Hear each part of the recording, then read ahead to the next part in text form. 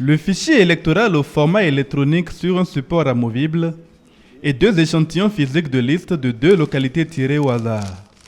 Le président du Conseil d'orientation et de supervision de la liste électorale permanente et informatisée, COSLEPI, remet à celui de la Commission électorale nationale autonome Sénat le fruit d'un travail qui aura duré près de 8 mois, à la satisfaction d'abord de ceux qui l'ont accompli. L'un des défis majeurs que le COS 2019-2020 a relevé, c'est de conformer la base de données électorale aux lois majeures ci-après.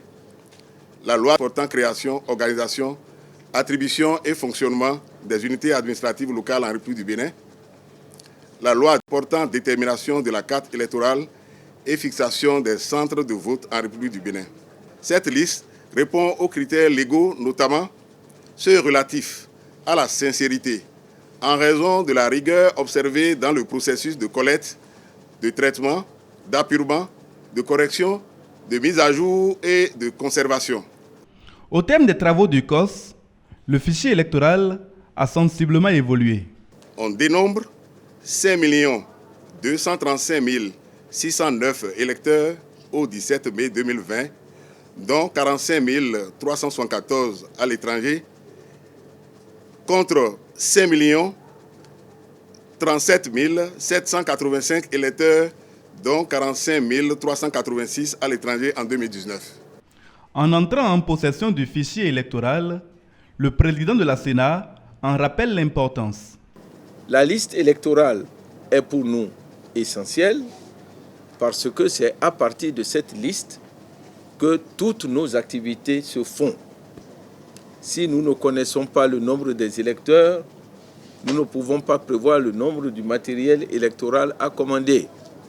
Si nous ne connaissons pas le nombre des électeurs, ni des centres, ni des postes de vote, nous ne saurons pas répartir ce matériel électoral sur toute l'étendue du territoire national. Mais Emmanuel Tiando tient également à situer les responsabilités quant au contenu. Nous avons l'habitude de dire à chaque fois que nous recevons une liste électorale informatisée du COSLEPI que la responsabilité de la liste n'incombe pas à la Sénat. Nous ne doutons pas de la qualité du travail qui a été fait, mais nous savons aussi que toute œuvre humaine n'est jamais absolument parfaite.